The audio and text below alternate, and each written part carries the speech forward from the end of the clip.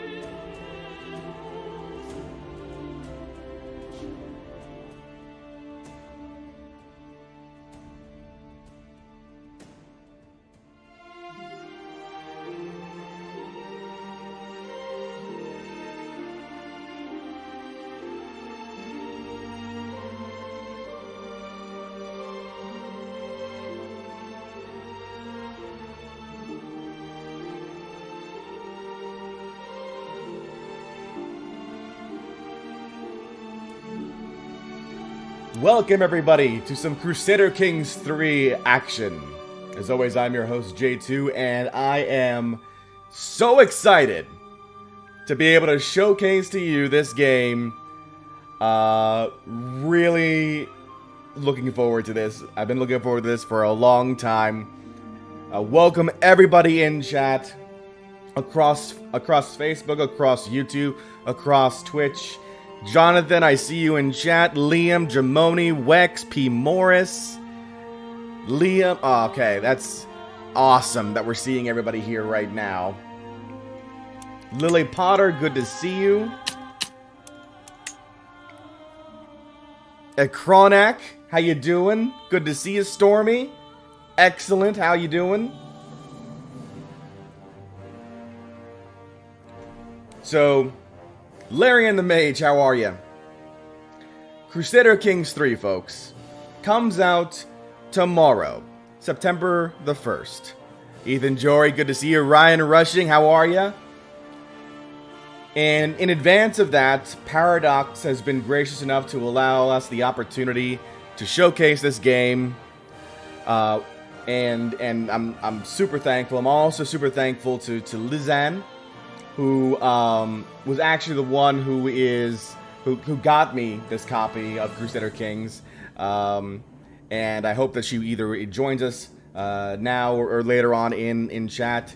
You know, she, after watching our videos, joined up with Paradox and continues to be an advocate, and it's mind-boggling to me the impact that we have made over the course of time. So thank you, Lizanne, for allowing me the opportunity to play this game and showcasing it off early. X-Morpheus42, how we doing? Maldrius, how good to see ya. First chance catching one of the live streams. Couldn't miss this. Larian, how long asks how long do you think the stream will go on for? Until I can't go on, Larian. Until I can't go on. I have taken the day off of work for this moment, which is pretty funny, considering there isn't really a drop down in time off requests at my work for big, large-scale game launch that I need to attend. So, but work was gracious enough to allow me the opportunity to do this, and they understand what's going on. This is currently broadcasting on Twitch, on YouTube, and on Facebook. However, due to current, I guess, NDA and things of that nature with Paradox, VOD content will not be available for at least another day. So tomorrow, September the 1st, at least in the US time zone, is when VOD content will be available. So, looking forward to this, folks. First off, let's start off with the fact that Crusader Kings 3 does look different than Crusader Kings 2, okay? Like, let's get that out of the way first and foremost right now. The entire game has been kind of scaled up as far as graphic enhancements go. Lord Zarius says, "Hey J2, got to go to work, but good luck, have fun." Thank you so much, Zarius. Everyone, don't forget if you're new to the channel, go ahead and follow the streams, or if you're on YouTube, go ahead and just and subscribe. Leo Dolstoy, thank you so much. All right, so let's go ahead and get started here. So first off, main menu here. You can see the continue function, which is available from an autosave, new game, loading game, multiplayer allowing you to host and join games, similar to how Crusader Kings 2 worked out. You do have access to an encyclopedia here, which allows you to just kind of type in a particular search for the various functions in-game. We'll go ahead and get started here. I don't believe achievements weren't active the last time I had checked. Hello there. But you can see that there are achievements based on skill level. Unique Pikachu 12, thank you so much for following on Twitch. So depending on how what the game's skill level is, you've got very easy, easy. You know, there are lifestyles. So we'll get through all that. You know, we're gonna take our time to kind of go through all the content. Thank you all so much for following. Means a lot. Medium styles, medium achievements, hard achievements, very hard achievements. So like some of the very hard achievements here, restoring the Roman Empire. Obviously that has to be a thing. Carolinian consolidation. Starting as a Carling, be the only independent Carling to hold a landed title. So there are a variety of achievements here. All right, let's get started. New game. So here in the game, you have access to two scenarios. You've got 867, and you've also got 1066. Okay, the blocks here are kind of like storyline points that you can go with. So let's say, for example, we go to 867. We got Wrath of the Northmen here. So very similar to the 867 start in Crusader Kings 2. It kind of focuses on the invasion of England from the Norse, you know, children, Bjorn, Ivar, Halfdan White Shirts, and Sigdur all around here. You got Earl Alfred as a suggested ruler as well. He is not happy at all. No, you are right. So this is you know, just an area that you may want to focus in. There's also the 867 Great Adventurers.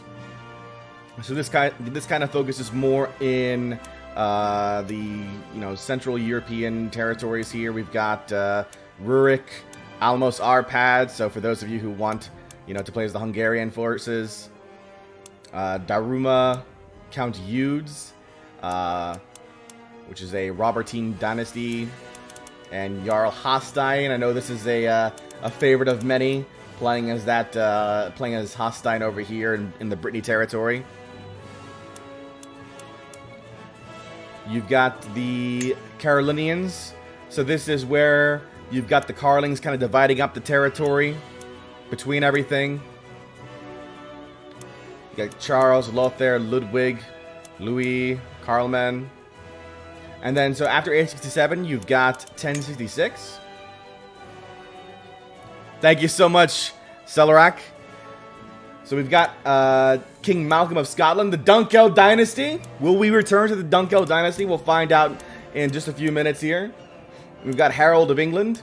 So obviously this is focusing on the invasion of England from William of Normandy against Harold Godwinson.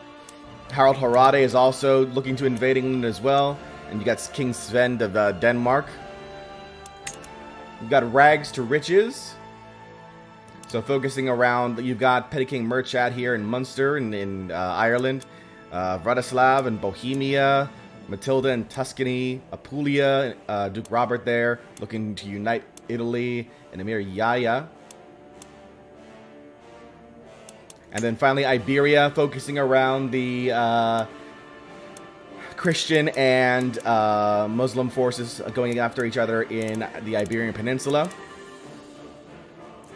There's also the tutorial, which we probably will showcase here first, honestly. Just so I can it'll be easier for me to explain all the new mechanics in the game as we play the tutorial.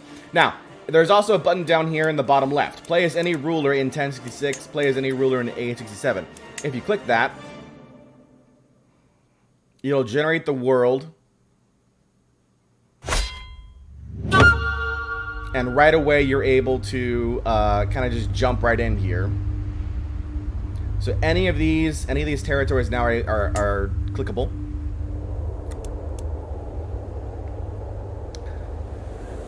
So this is something I pointed out to Ethan Jory over on our Discord. Alba is foreign culture of Gaelic, not Scottish as it was originally in Crusader Kings 2.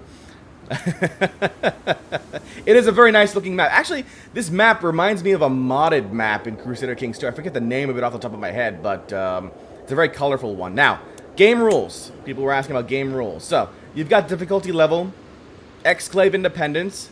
You've also got options for multiplayer murder schemes, minor diseases. So, diseases are going to be a part of this game.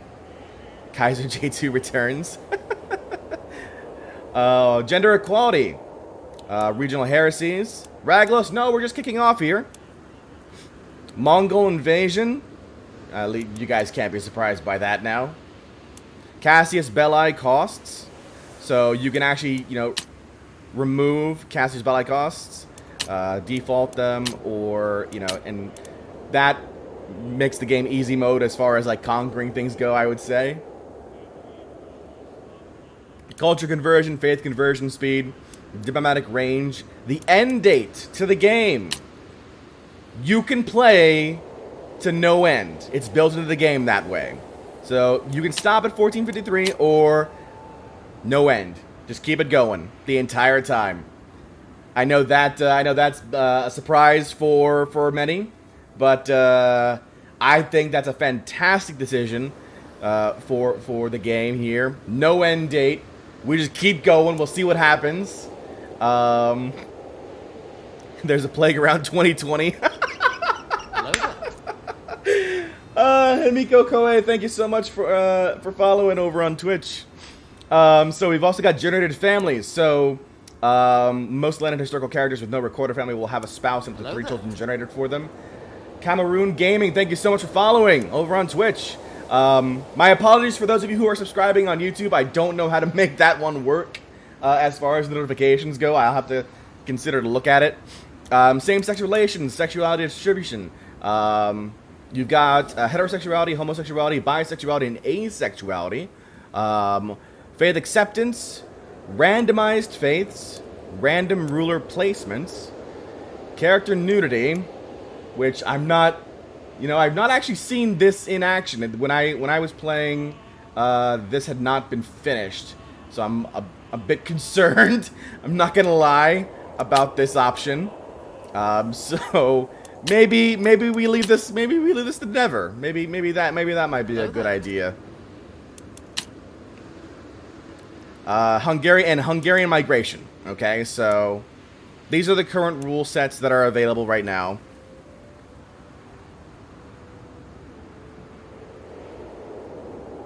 You can turn on your Iron Man save. Okay.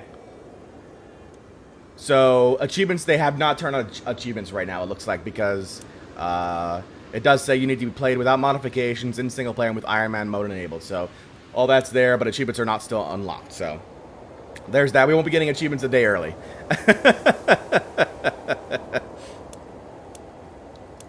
Now, to the point in chat right now about DLC and future content. So first off, the developers have already confirmed that Crusader Kings 3 Ruler Designer is coming, and it is going to be free. So sadly, it's not here in the game at launch, but it will be coming, and it is absolutely free. They've confirmed that on their official live streams. And one of the major reasons why they have kind of done up the game engine in this game here is to give access to modders, better access to the game itself, better access to the game engine to be able to work in all the various mechanics that are available to it. I'm thinking like total conversion mods. I'm thinking like CK Plus, like the historical immersion project mod. Being able to like work in all those should be a hell of a lot easier for them in this game because now they built it with more of a modding perspective in mind. So I'm really looking forward to seeing what those modding groups can do with this game moving forward. Hassan is absolutely on the map. If we zoom in here, we've got Montague, and there's Hastein right here. So, here's the question now. Let's go ahead and start off our tutorial. Let's do that first. So the game will kind of go through us the process here. Welcome to Crusader Kings 3. Crusader Kings 3 is a deep strategy game of dynasties and intrigue. If you are new to the world of Crusader Kings, we strongly recommend you play the tutorial. In this tutorial, you will play as Petty King Murchad, a ruler in Ireland. Lead your family and dynasty to defeat your enemies and become king of Ireland. Ireland is absolutely still going to be Newbie Island, Ryan. Absolutely. So, sorry, still getting my coffee and waking up here in the morning.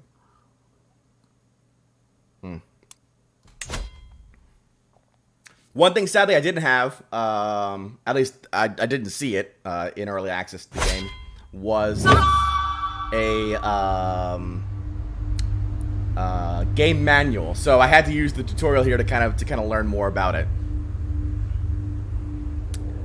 Chronic asked an interesting question. What was your first campaign with John? I'm actually curious myself if people wanted to answer in chat what your first game was. All right, while you're doing that in chat, welcome to Crusader Kings. You're a medieval ruler. Land is yours for the taking through clever marriages and diplomacy, or by way of the sword.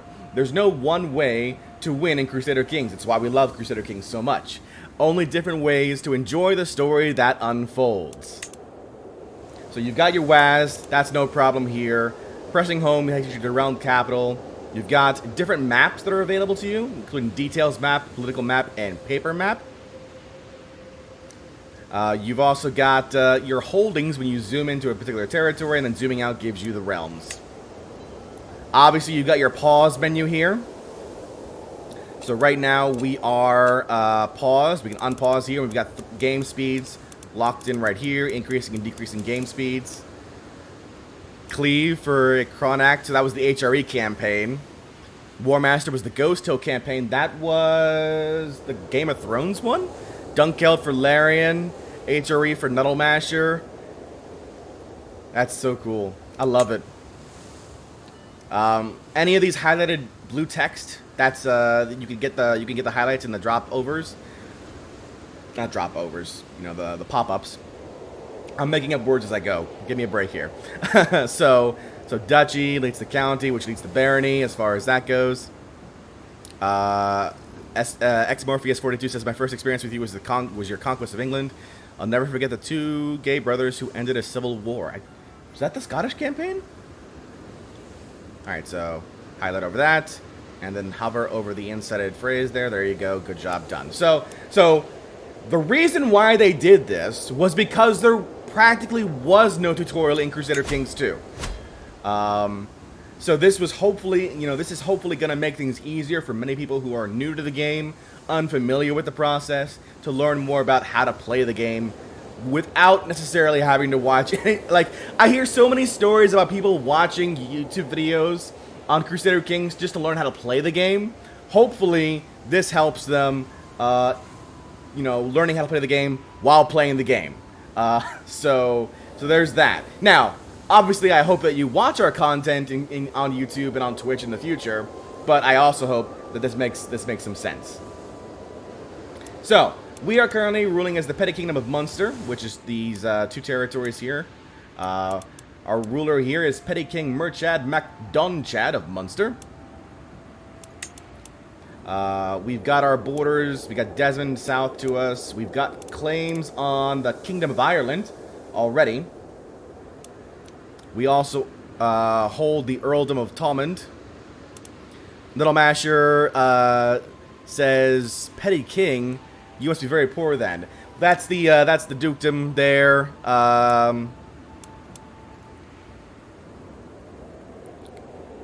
Selrak with 125 PHP. I don't know what what currency PHP is, but thank you so much, Selrak. Wow. Somebody needs to look. Somebody needs to look that up and tell me what PHP is, so that way I can properly thank Celerak here, please. I'm gonna look it up myself, maybe right now. PHP is Philippine peso. So thank you so much. Personal hit points, yes, yes, personal hit points.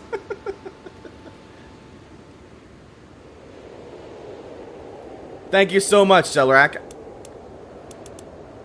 Okay, let's see here. Celerak says, just looking at CK2, looking forward to the series with you. Thank you again. So we've got our borders here. We're zoomed in right now. We click on Dalmond. We've got our castle holding here, Luminok. I'm gonna butcher all these names, so you know, I'm telling you that right now. Gonna butcher these names. You're gonna have to get used to it, or tell me how to pronounce these things as we go. Control is absolute, so that means that we've got levies that are changed in the positive for this, as well as taxes in the positive for this as well. We've got development 6 of 100, which also increases levies and taxes and supply limit. Popular opinion, our culture, and our faith. So all these are informations here. And then we zoom out. We've got our petty kingdom of Munster. That's what this is a part of. We've also got the Kingdom of Ireland title that this is a part of, and then finally the Empire of Britannia, which this is also a part of. Akronak, will this be uploaded onto YouTube? So this will be made available on YouTube after tomorrow. Like, it's about 24 hours before I can actually have this as a VOD on YouTube. So there you go. Runebill, thank you so much for following. Okay, so we've got our taxes here, levies, 500 troops or so. Supply limits already set up. We've got different buildings here right now. We've got lookout towers, hide tents, and bastion and curtain walls. You can construct new duchy buildings and a regular building. So these are different buildings that are here. Some take longer than others and cost more.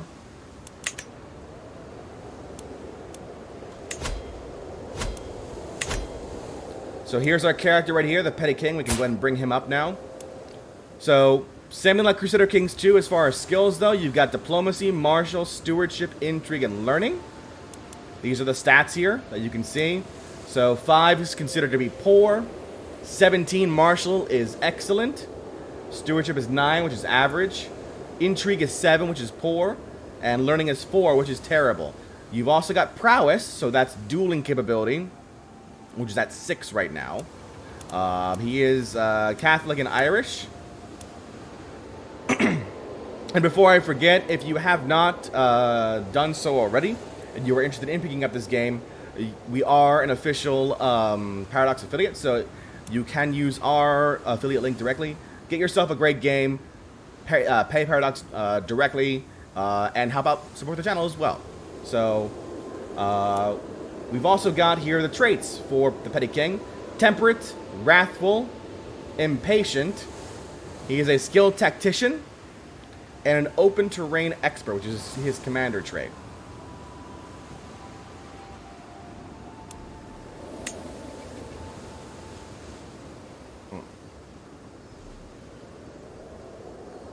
So, some traits will tell you about a character's personality, like fickle, calm, or generous. Other traits are specific to how characters live their life, such as your education trait or your commander trait. This is your education trait, the skill tactician. Again, similar to Crusader Kings 2. It looks different, obviously. It's been upscaled as far as graphics go, but that's still the same. And your commander trait, open terrain expert in this case. We are temperate, wrathful, and impatient.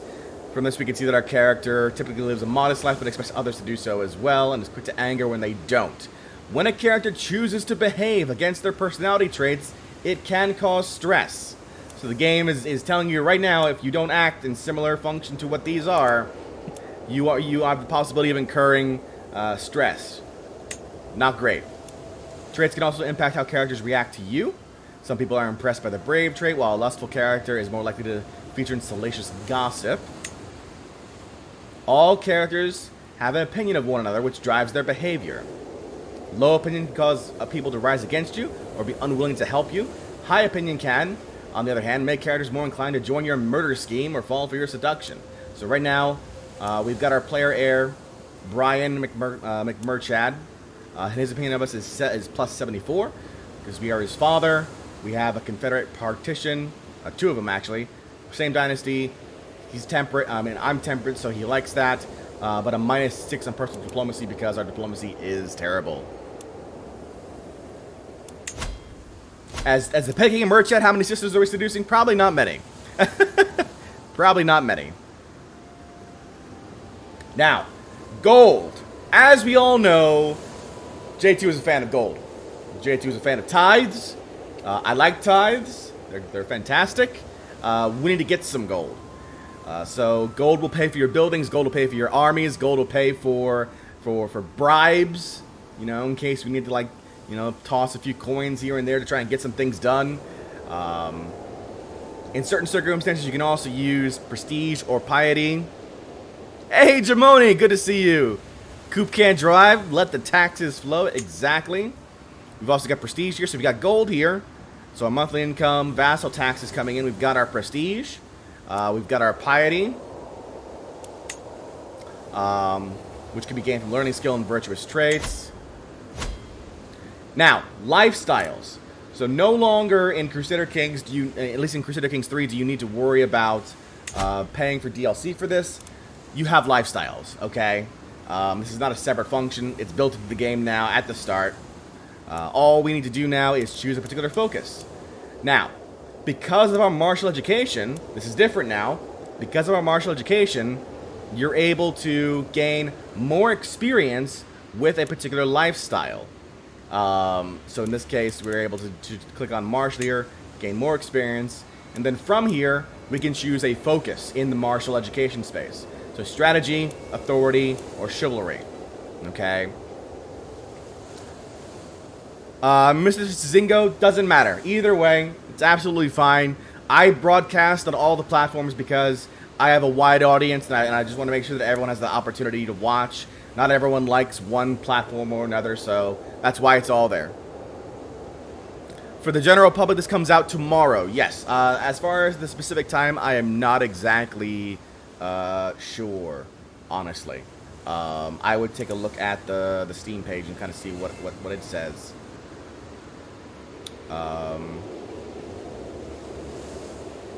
If you see J2's face, you're in the right place. Thank you so much. I like that. That's a good one.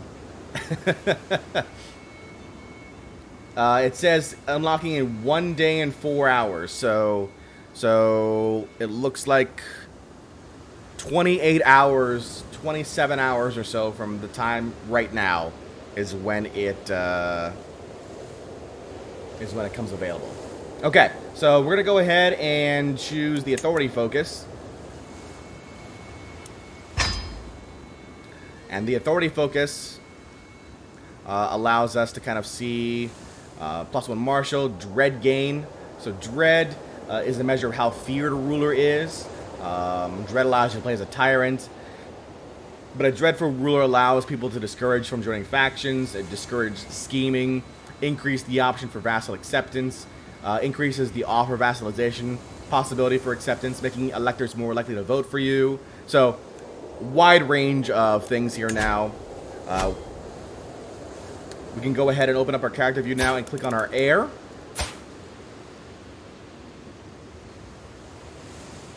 Discourage faction sorcery. It's not a true CK game without factions all the time. Okay, so this is our son here. If we right click on our son, it brings up options here. Arranging a marriage, finding a spouse, sway. So this was something that was added to the game in Crusader Kings 2. Now is a regular part in Crusader Kings 3 at the start. Setting a gift, educating a child, hostile actions, and notice how it breaks it down. We've got hostile actions to imprison. There's disinherit. We can remove Brian from the line of succession. Denounce, giving all members of our dynasty an imprisonment reason against him. Vassalage in court, grant him titles. And if we wanted to, we can appoint him as the court physician. Not with 5 learning, no. So we're going to go ahead and send him a gift. It's 50 gold to Brian. Gains plus 10 opinion. He will accept. It is in Brian's best interests to accept a gift of 50 gold. There you go. So now his opinion of us has been increased by 10. Notice how it decreases minus 1.2 per year. So it's not a one and done situation like it was in Crusader Kings 2. It is a slow fall off over time.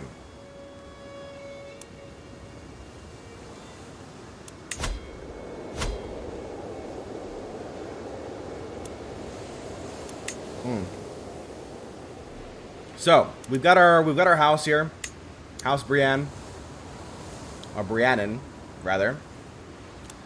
This is our character here. This is our dynasty. We are insignificant. We have a level of splendor. So levels of splendor is a measure of how famous your dynasty is. Every time you gain renown, you can increase your level of splendor. So you've got base origins. Children are born with 0. I forget what this is. Prestige. Duh. Prestige. Can you pronounce the dynasty that you are a part of? Dalgacase? Dalgacaius dynasty? I can rename it. How about that? I'm gonna rename the dynasty. Call whatever I want. How about that, Ethan? The J2 dynasty. Done. Ha! Alright, so, where was I? One thing that I'm still getting used to is the UI here in Crusader Kings 3. It is a bit different. So, as you increase in your dynasty, you get different options here as far as like being born with certain levels of prestige, getting long reign opinions, marrying into the dynasty prestige. So you've got all these options here up to legendary status. Aaron to you two says your link is a direct purchase from Paradox, right? What advantage does that have over buying off of, say, Steam? So the advantages are primarily for Paradox and myself, honestly. I don't want to try to dissuade you from choosing your platform of choice. If you buy from Paradox, Paradox gives you a Steam key, but Paradox will reap all the monetary gain from your purchase versus having to cut Steam 30% of the revenue. And then because it's my affiliate link, I will receive a portion of that revenue if you purchase from Paradox directly with my link. So it's mostly to make sure that Paradox gets the money versus having to split it with Steam. It is a Steam key, absolutely. Steel the Arcadia, thank you so much for following. Steal the Steal the Arcadia.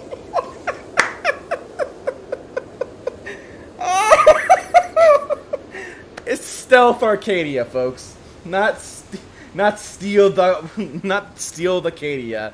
It's Stealth Arcadia. That's what happens when I read the words. Oh man, that's great. Thank you so much for following, Steel.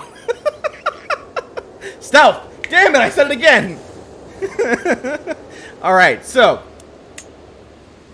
Succession laws. That's another question that people had here. We'll go ahead and open up the realm view. So these are new.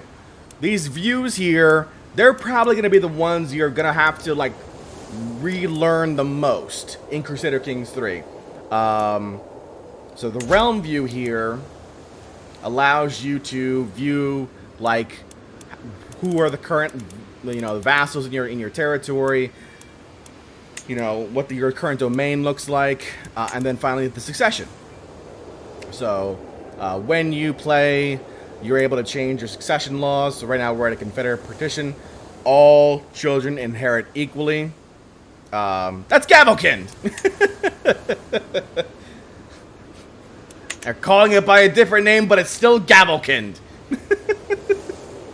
All right, and then the preference here is agnatic, cognatic, male preference.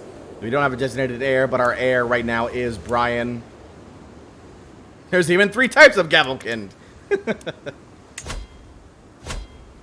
Okay, next up is marriage.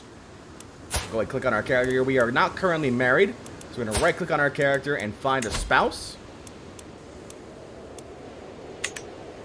So we can see here, we can choose someone for us to marry. We can still do the same thing we've done previously, which is sort by particular skills.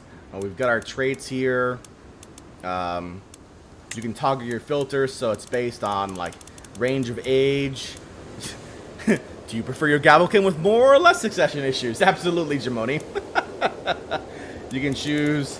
I don't know why you'd want to choose an infertile wife, but you know that's a thing. Sure, healthy or not healthy. You know, the religion base, the culture base, whether or not they inherit, whether or not give you alliances or gains, whether or not they're a ruler. So, dynasty and then claims. So all these filters are available to you, and obviously, of course, being able to search based on a particular trait that you're looking for. So if we were looking for somebody who had the lustful trait, notice how it all comes up now. I love this so much.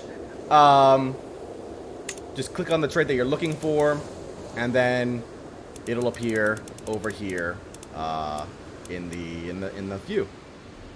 That is like this right here. Being able to type in like genius as a trait, and it's a view here. I just click on that. You know, being able to do that, it's phenomenal. No more absurdly long load times when typing in a letter. That's true, Chronac. You're absolutely, you're absolutely right, and you still want to take advantage of the stats, the stat boost for sure. That makes sense. Good call. Okay. So, as far as traits go, some are congenital, which are genetic traits, like the genius, strong, so on and so forth. Peace says the hype is out of this world. The Imperial Sardaukar is now following over on Twitch. Awesome, fantastic. Jamoni says watching J2 play Crusader Kings makes me feel like I am aging backwards. I'm the same J2, playing Crusader Kings, time and time again. So let's go ahead and select a spouse for a character and select and click send proposal. I'm 11 again. God, wow, you're making me feel old as far as that goes. So let's just go ahead and say we want to find somebody who's lustful here. We want to have the opportunity for more kids. We've got comely, which is a genetic trait. Lustful, calm, content, lowborn. You can rank them based on, their rank as a whole, which these are all lowborn, so it doesn't really matter. We'll just choose the one who's got the best stewardship stat here. Arrogant, lustful, temperate, and lowborn. Done. All right, we're going to go ahead and arrange the marriage between me and her. So accept. We're married! I, Glenna, gladly accept your hand in marriage. May Saint Bridget bless our union, my amicable husband. Hooray! Lustful, genius, attractive giants, John. Medieval Tinder.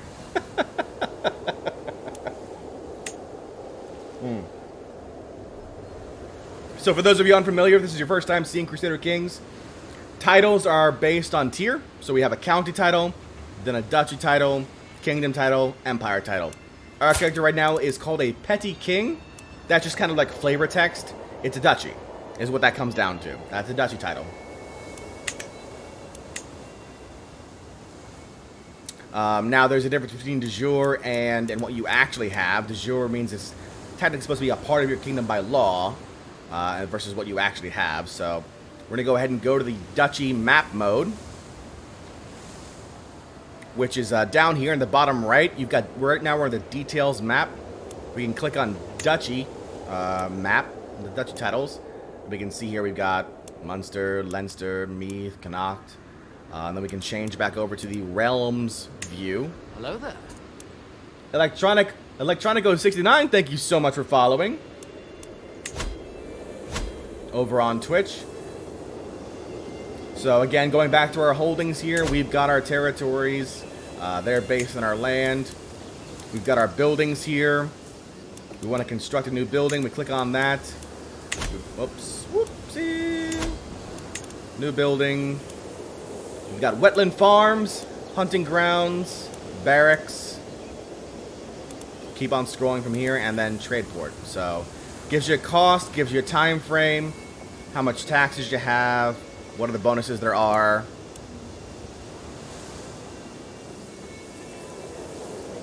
Mr. Tizingo says, I wonder how many new traits there are. Try searching Dragonborn. Probably not Dragonborn in this base game, but check again when there's some mods for it, for sure. Elder King's mod win. Yeah, for sure. So we're gonna go ahead and click on Wetland Farms because we want more taxes. Why not? Notice how now there's different levels.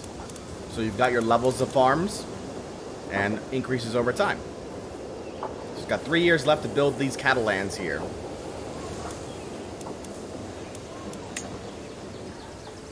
Got our tax income coming through. Reduced by 10% due to low county control. So county control, control as a whole, measures the grip that all governments have on the population of a county. So if you have issues with like warfare a lot or peasant uprising, your control will decrease over time, which can lead to, kind of like a cycle, can lead to more corruption.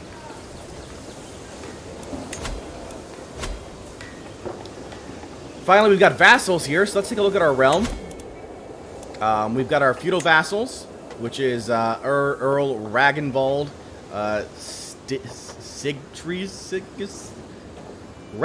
Rags over here. Rags is ruling in Ormond on our behalf right now. And so that's one. And then we've also got the Mayor Dolgus of Enos. He's also another vassal of ours. Hail Rags! So, worthwhile keeping your vassals happy. Obviously, very similar to Crusader Kings 2. You know, the more that they like you, the more they will send over, you know, support you in terms of warfare and taxes. We do have a vassal limit, 1 of 20.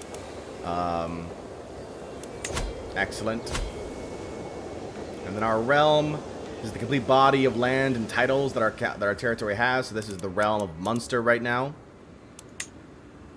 There is a limit to how much land you can hold. The domain limit. So right now, our domain limit is 1 of 5. We can increase this based on our title, our bailiff's ledger, and then the stewardship skill our character has. Council is a thing. So, again, Conclave, or at least some facets of Conclave, built into the game in Crusader Kings 3 as a whole right now. So no need to purchase Conclave separately. You can see how we've got our wife now. We've got our Chancellor, our Bishop, Steward, Marshal, and Spy Master. We've also got Schemes, our Intrigue panel. You know, very, very similar to Crusader Kings 2 as far as that goes. No hostile schemes currently in progress. No personal schemes in progress, and no schemes we have discovered. Ties for the tithes, John Gold for the gold throne. I love it. There's also hooks and secrets. So, hooks are that you may have on characters that owe you favors. While strong hooks... Come on now. Maybe. Aha! Are people like are hooks that you have on people that you've blackmailed, but you've actually schemed against and gotten the strong hook for. Secrets that are known to you. Who has hooks on you, and what are my secrets as a whole? Secrets are things that the characters do not wish any other people to know because they're embarrassing, immoral, or outright criminal. So you can have your spy master kind of search for secrets. And then once you get the secret, you can blackmail them to get the hook. So we're going to go ahead and go back to our council view. The Velvet Thunder says, RIP CK2, 2012 to 2020. The king is dead. All hail CK3. Long live the king. I love it. Let's see here now. So, we're going to right-click on our court chaplain. Hello there. The Velvet Thunder now following us over on Twitch. Greatly appreciated. Velvet Thunder, thank you so much. So we're going to right-click on him, and we're going to say Sway. We're going to try and bring him over to our side here. If the scheme is successful, notice how it's a 62% chance for success. His opinion of us will increase by 25. Octavian, now following us over on Twitch. The expected time to complete the scheme, 19 months. So every month there's a particular chance of 50% to progress based on scheme power versus scheme resistance.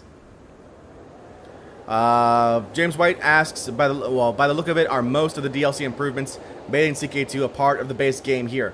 Pretty much, James. Pretty much, I would say. There are some things that just didn't translate over as far as into CK3, and we'll kind of see those things as they kind of go in. All right, so excellent. That scheme is now in motion. We'll go ahead and open up the intrigue panel, and we can see that our personal scheme is currently available right now. We're trying to sway Stigand, and we've got a progression of about 19 months. Cool. Again, schemes can rise to secrets, and then with them you can blackmail to gain a hook. Hello there. Ode 1.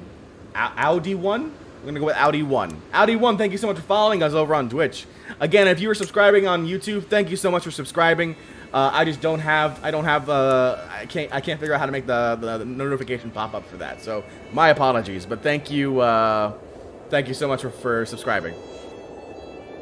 So these are the hooks panel. Hey, we gained a favor hook on Earl Rags. We got a favor hook on Rags. Excellent. Hello there. Sir Gluttony, now following us over on Twitch. Thank you so much, Sir Gluttony. War is an essential part of Crusader Kings. There's a lot of content to cover. So, here's a lot of the major changes here in the game here come down to warfare. So we're going to go ahead and open up our military view here. We've got a raise all armies function. Okay, so if we click on raise all armies, the entirety of our forces will be raised at one location. We then have to disband all as well. Okay. When a war starts, you'll be able to raise all of your armies from the raise all armies button. And then it goes to the closest rally point. Obviously, to start another war, you're going to need a Cassius Belli.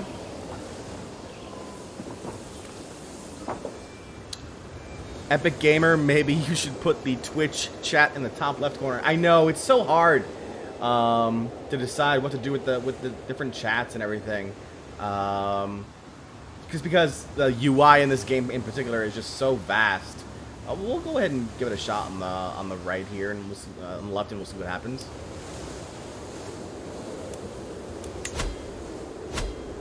Alright, so soon we'll let you unpause the game. And then we'll just start the game. Hooray! What now? Now is the first task. Let us remind your neighbor, the Earl of Desmond, who your rightful liege truly is. So, to continue to declare war on Desmond here, it's very simple. Right-click on Desmond, declare war, choose a Cassius Belli. Our Cassius Belli is we want to seize the Earldom of Desmond. If we win, we get the stuffs. So that's what we want. Yes, all the things.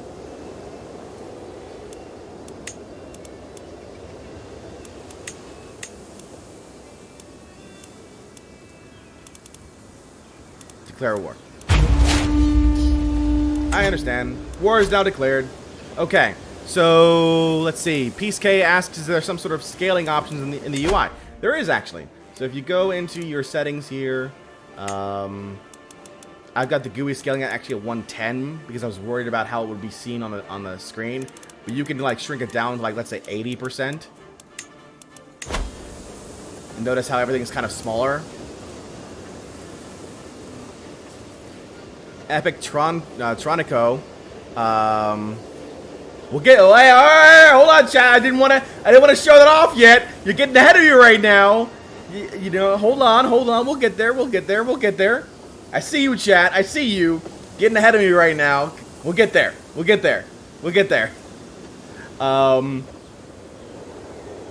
Lord Kalma says, "Oh yes, the legend is streaming CK3 indeed."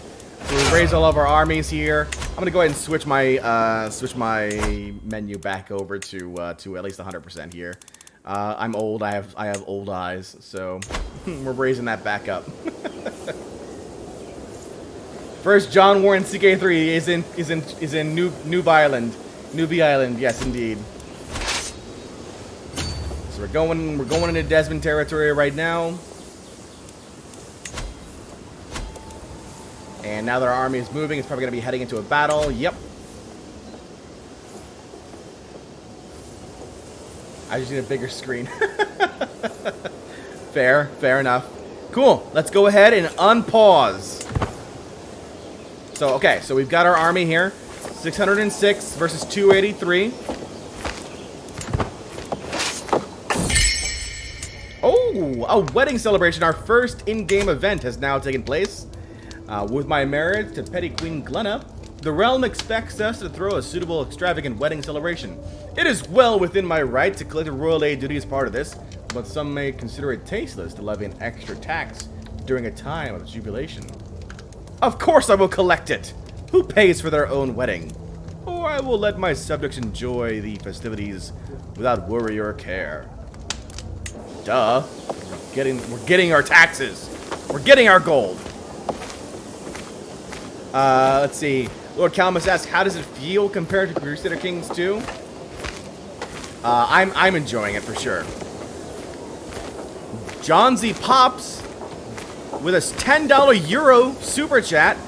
Hi, long-time lurker here, but I thought I'd show my support with the CK3 hype. Thank you so much, Johnny's Pops. We are indeed getting the tithes, Chronic. We are getting the tithes. So we've got our army here. Our commander is our ruler. We can split the army in half. Because our army is so small, we can't do any other splits. Cannot disband the army. Cannot reorganize or merge armies, obviously, but these are the options that are here. You can see we've got a monthly attrition. And then our supplies. Making our way down to Tralee. Call the bannermen! Alright, we are in a battle. The outcome of a battle depends on a number of things, the number of levies both sides have, which, if any, men-at-arms either side is using, and the commanders involved. So we click on... Oh! Never mind. Did I lose?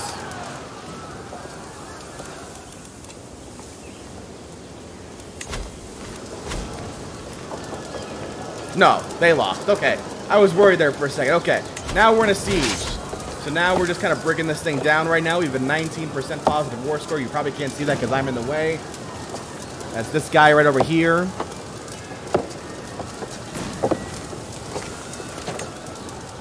And all wars end in victory, white peace, and defeat. Alright. The retreat animation looks so sad. Yeah, those guys just kind of like going away like that. Okay. Now, that's pretty much it for Tutorial Island, I feel like. We've gotten a good handle on the situation. Obviously, there are more things that they're going to be popping up as time goes on. How about we start playing the real game, though? Do you guys want to see the real game? Do you guys want to get out of the Tutorial Island and kind of see what's going on here? I think chat wants that. I think we've been waiting patiently now, and we wanna start building up our own dynasty. All right, so before I do that, as a little tease, some of you noticed the special button in the settings here. There is an option to switch a character. So within your game at any point in the game, in the campaign, you can choose a different character, hit play, and now you're that character. It's just that simple. That's it. Assuming you're not playing Iron Man. Yes. So if you are playing Iron Man, it locks it into that one ruler. But if you're not playing Iron Man, all you have to do is just, you know, click on switch character. If I feel like playing as England, go ahead and click on England. I'm now Harold Godwinson. Done. That's it. You don't need to, like, get out of the menu, pick the new character, load back into the game, and, you know, takes time reloading everything in. It's all built in now. I love it. It's fantastic. Very simple to use.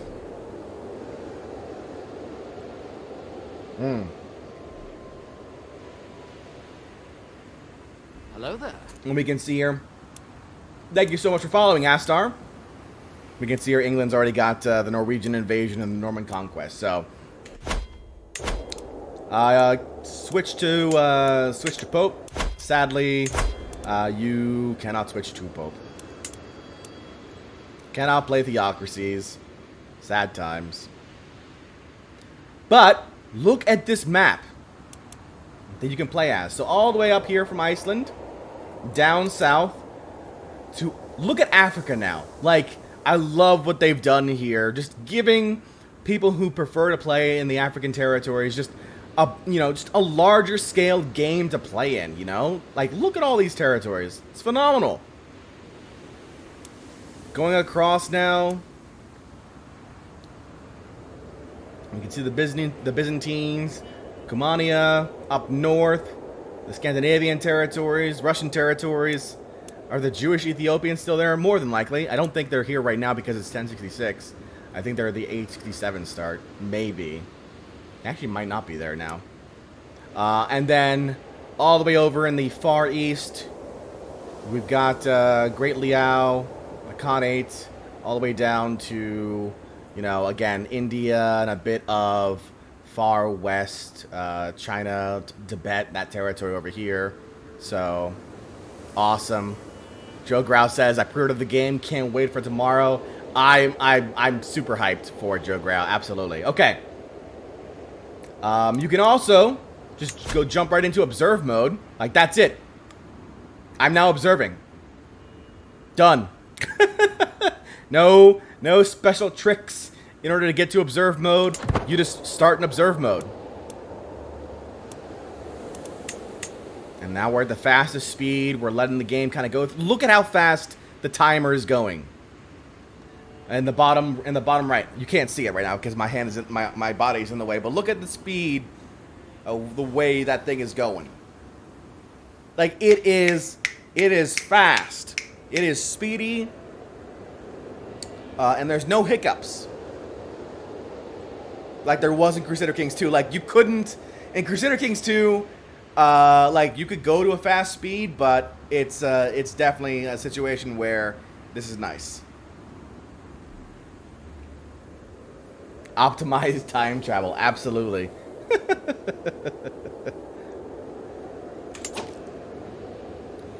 Thozir asking you, show us the pagans and tribals. Yeah, so let's go ahead and jump into Bjarma.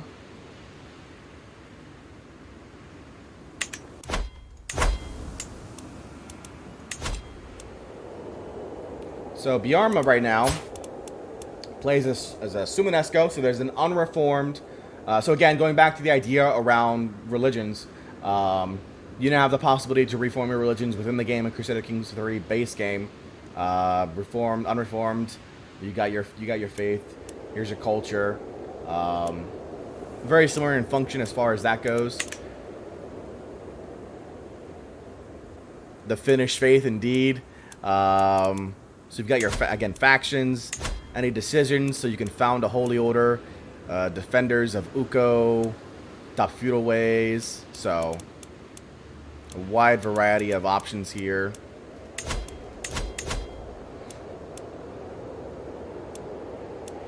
This is still, I'm still getting used to this. Like these panels here are the things I'm getting used to the most right now. At this point, we got the realm. Where's our character? Boop.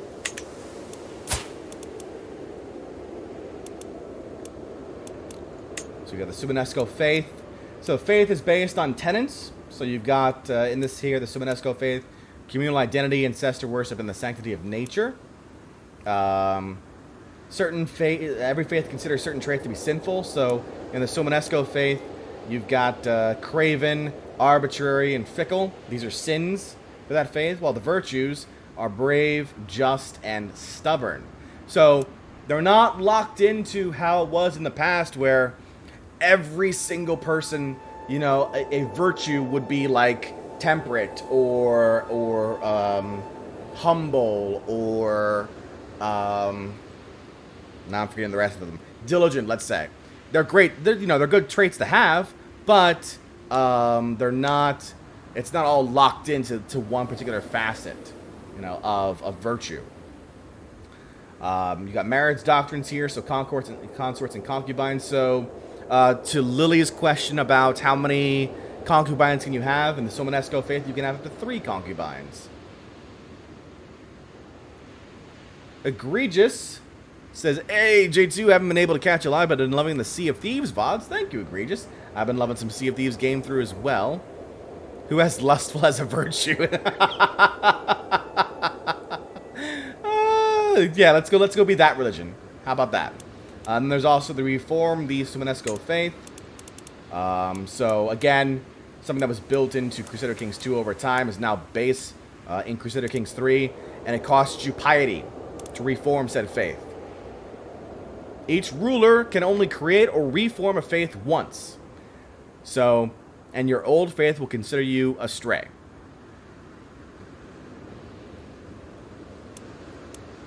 So I hope that answers your question around faiths, at least the unreformed ones. Locked in faiths like Catholicism or Sunni faiths. That's a bit different there. Lone Gunman 26 says, I can't wait for this game to come out. This looks so amazing. Only one more day, Lone Gunman. Only one more day. Sir Gluttony says, can't wait to play this tomorrow. A 40k mod for this would be awesome, says Nuddle Masher. Yeah, absolutely agree. Absolutely agree. Alright, so any other questions that we want to kind of ask right now before we kind of jump into, trying out our own kingdom? Giving it a shot.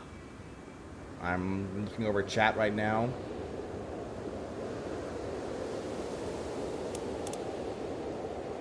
Ethan Joy says, nah, start the game. How much bigger is the map? This is the whole map right now, as it stands. Now, can there be more additions to the map post game launch with DLC? Sure. But this is the map as it stands. Adam Manchester on YouTube asks, I assume mods will still be a thing in the future? Absolutely. It's been something where people have been discussing how much more easy it is to mod for Crusader Kings 3 than Crusader Kings 2. I know that Paradox has been working on tools to make that easier for viewers. James White, 15 British pounds. Unfortunately, I have to go. Can't wait to watch the rest of the stream tomorrow. Have fun. Thank you so much for the super chat there, James, and I hope you have a great rest of your day. Little Master says, Cornus Volt. The African map is quite bigger. Absolutely.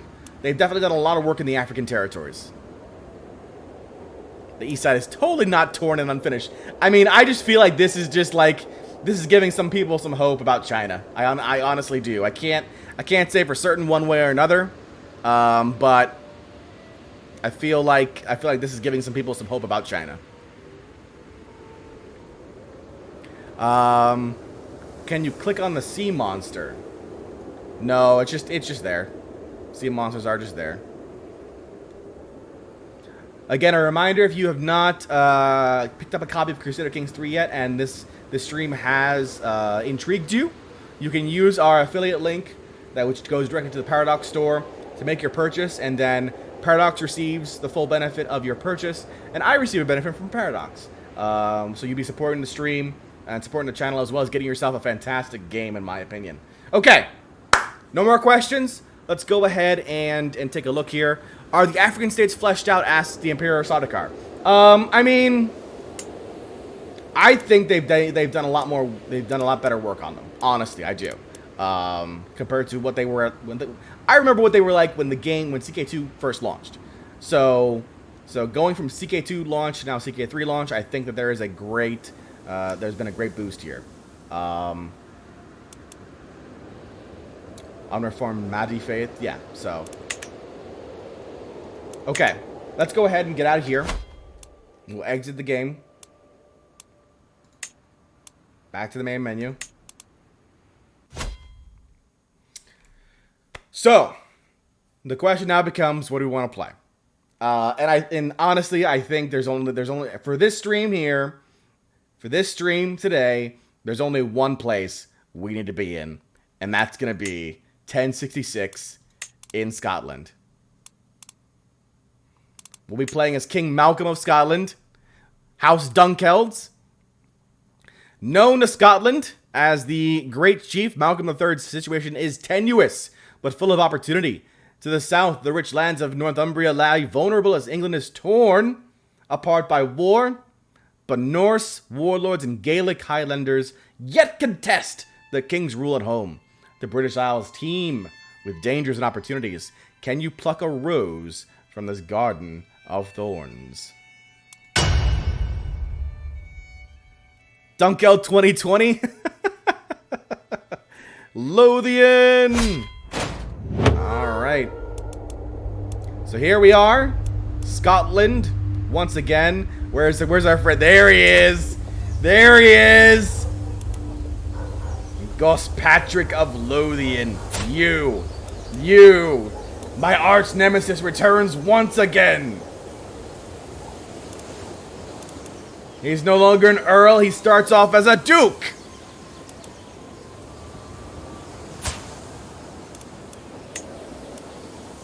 Murder. Murder. 10% positive success.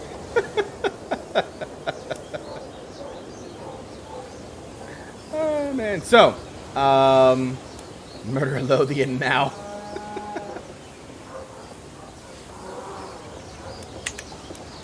Metal Masher asks, there was an option to open for multiplayer button. There is an option to open for multiplayer button, Metal. I have not tested multiplayer. I'm gonna be truthful here. The clauses in our NDAs for streamers were that we could not showcase the game until today for live streams. So I've not tested any multiplayer there. All right, so let's take a look here. We've got the king, King Malcolm III, Canmore of Scotland. We are wrathful. We are cynical. We are arrogant. We are a charismatic negotiator. And we are quick. So we have a genetic trait of being quick. We are House Dunkeld.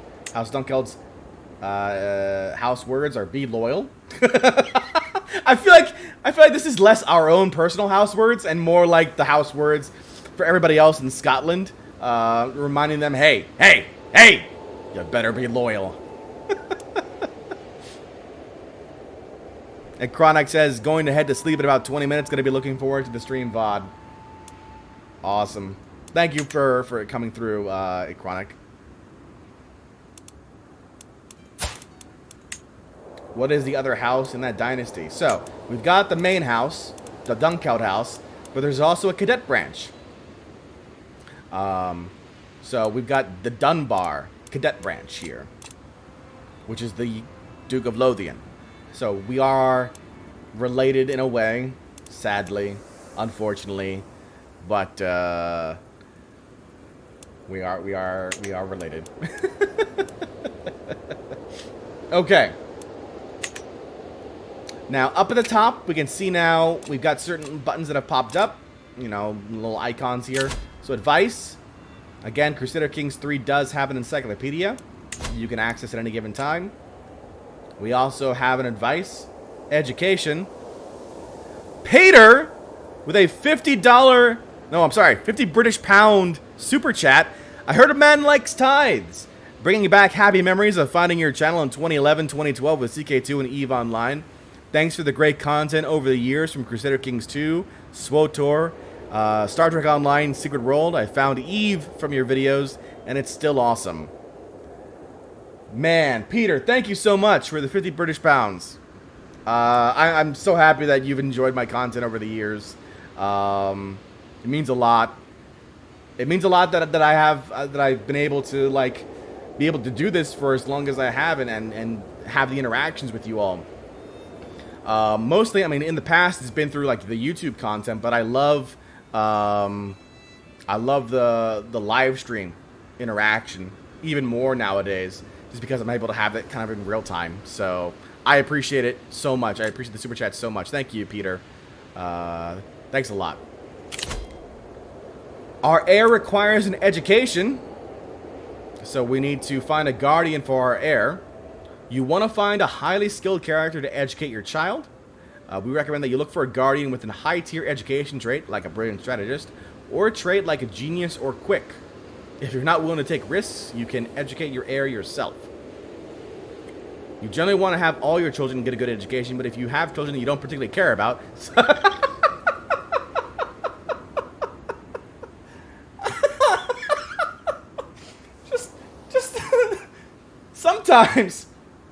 Sometimes the way that Crusader Kings words things is just funny to me. Like, hey, you know, if there are no kids you care about, like your fourth or your fifth child, you know, keeping in mind that, you know, this is 1066 AD, you can always, you can assign them to your vassals to gain an opinion boost. Alright, so let's take a look here. Our heir, Prince Duncan of Scotland. We need to educate him. Need to find a guardian. Right now it's me, which is fine because I do have quick as an option.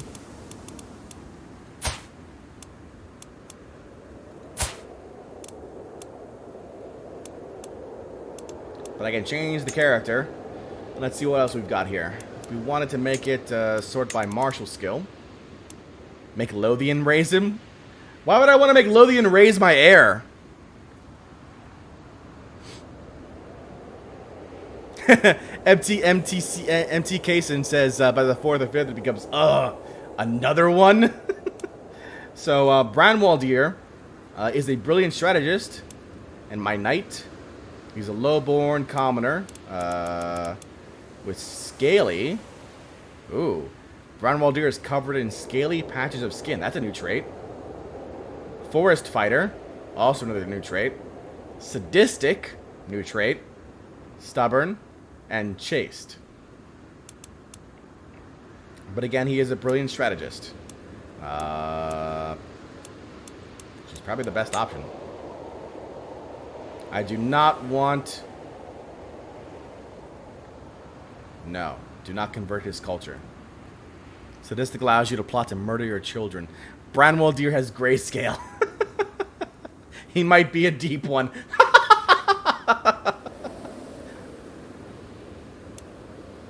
Alright. Scaly will work well for a Game of Thrones mod. Grayscale built in. You're not wrong. Alright. So, Branwaldir now is training Duncan. Very good.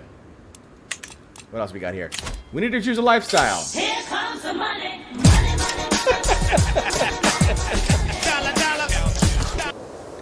Nuddle Masher donates $8.57 saying, I'm going to throw some money at you.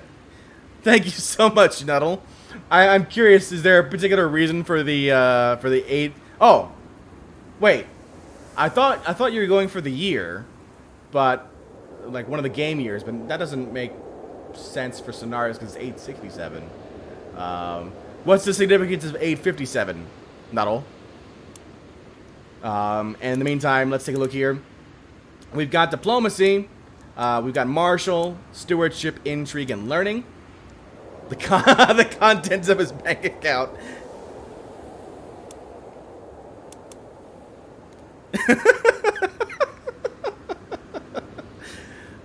Chronic says somebody donate $1,066 to John. Don't do that.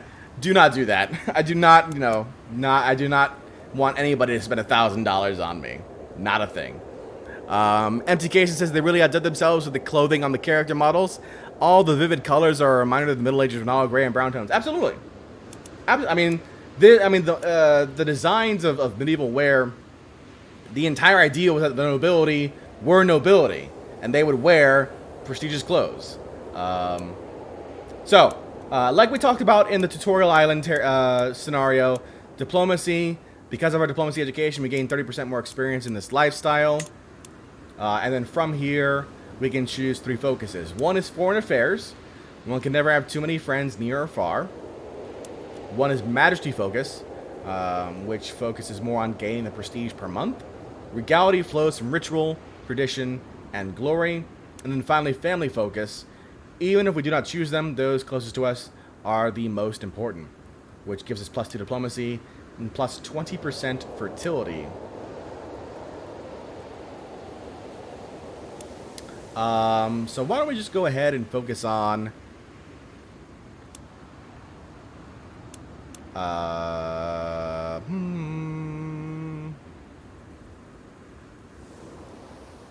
foreign affairs.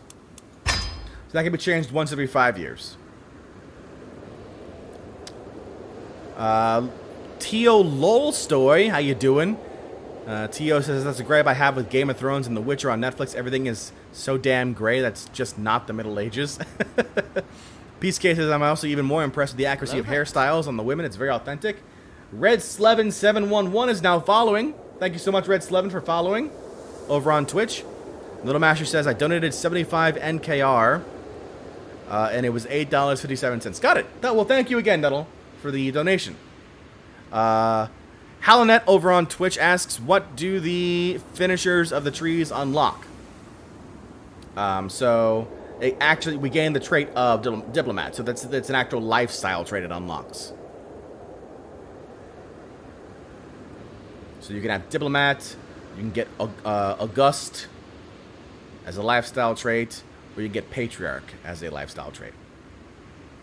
You too, Red Slevin. If they live to see that. Yes, absolutely. Absolutely. Here are our stats right now. We have 20 diplomacy, 13 martial, 13 stewardship, 10 intrigue, and 6 learning. Hello there. Audio Bullets now following us over on Twitch. Thank you so much for following. Again, if you are subscribing on YouTube, thank you so much for subscribing. I don't have notifications that can pop up like that, similar to how it works on Twitch. But if you are subscribed on YouTube, thank you so much. Ethan Jury notes that if you live long enough, you can finish multiple lifestyles. I highly doubt we'll be living long enough. We have 7 issues.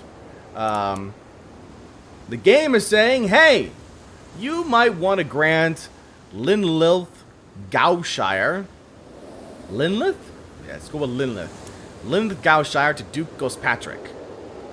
The game wants me to give a title to Lothian. How dare you? How dare you try and make me give a title to Lothian?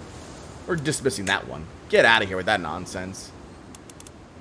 So, it is telling me that the realm will lose land when our vassal dies.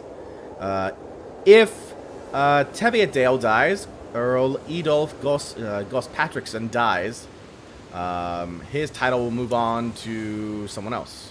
Where's Teviotdale? There it is, right there. So who's your heir right now? His heir is Earl Ulsulf Edulfson of Bernicia, which is in the Kingdom of England. So England would gain that territory if this guy was to die right now. Okay. We can declare 3 wars. We can declare a war against Petty King Gudrod Harold, son of the Isles. Mortimer Goffraid Citric of the Isle of Man. And Haroldio IV, the Hard Ruler of Norway. We can view our Cassius Belli by clicking on here, so we can seize the de jure county. We can seize the Memorandum of the Isle of Man. And we can seize the de jure county. Okay. A powerful vassal wants a council position. Earl Malmure of Athol expects to be on your council since he's a powerful vassal. However, there's a limited number of council positions. So right now we've got our council here. The Queen, Ingeborg, Archbishop James. Our Chancellor is the Duke of Strathclyde. Our Steward is Mortimer Muirtalk. Marshal, Duke Mael Schneckdye of Moray. He also hates us. Actually, I think this is the guy who rebels against us first because we took the title from him. And then Lothian is our spy master. Lothian is our spy master. You know, it's a thing. Mael Schneckdye returns. You'll be dead soon. Thanks, I appreciate that, Ethan. I've defeated Moray once before, I can defeat him again. We're in line to inherit some titles here. Our heir is in line to inherit the titles. And we can negotiate some alliances with Northamptonshire and Athol. Disloyal Mael Schneckdye, indeed.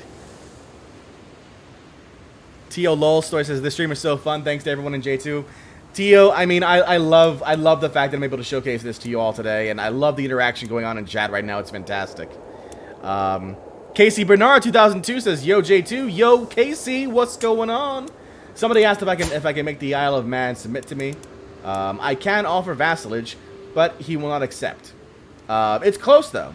So notice how you've got our total here of -7. He will accept if the total is positive. The base reluctance is -45. There are major differences in our tiers of titles. He is, you know, just a single ruler of a single territory. I'm a king of Scotland. He is the de jure vassal. The difference in military strength is pretty large. We are of a different culture group, however, which is the main hiccup here. And then his opinion of us is +10. Now, we could theoretically try and give him a gift. But sadly, we do not have enough gold to give him said gift. We need 100 gold to do it, and we only have 75 gold. We could try and sway him to improve his opinion of us.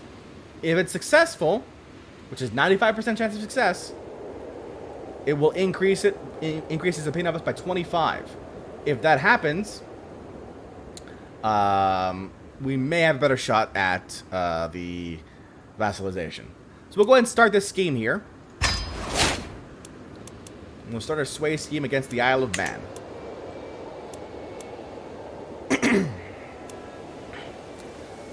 Let's see. Larian the Mage asks, are Jewish merchants in? So right now, I do not believe so. I mean,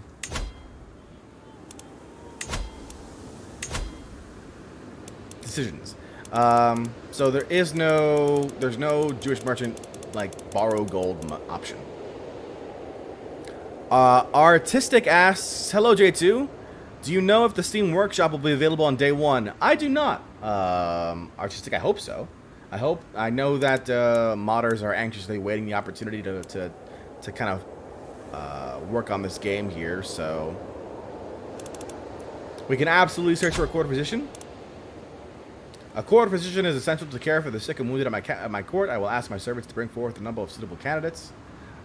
We can start the search like so. We can also choose to go on a pilgrimage. Thank you so much for following, Artistic. Now we can convert to a local culture.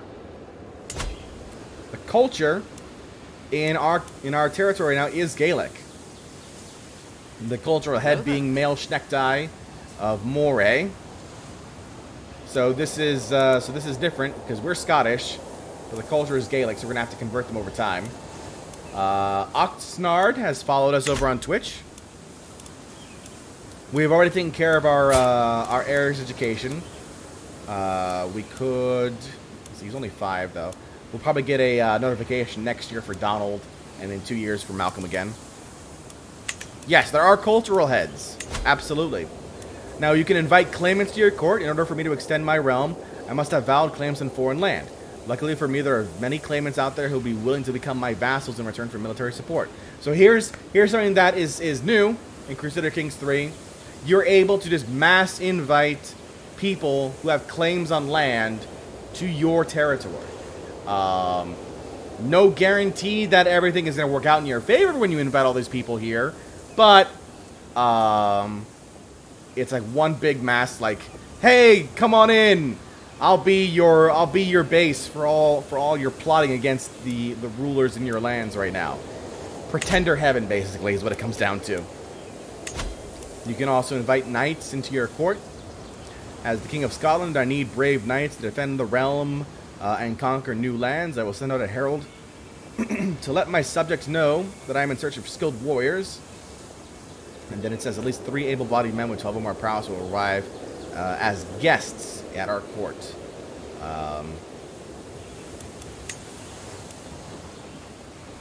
So the claimants will be arriving as guests, HallowNet, but then they can be recruited as courtiers.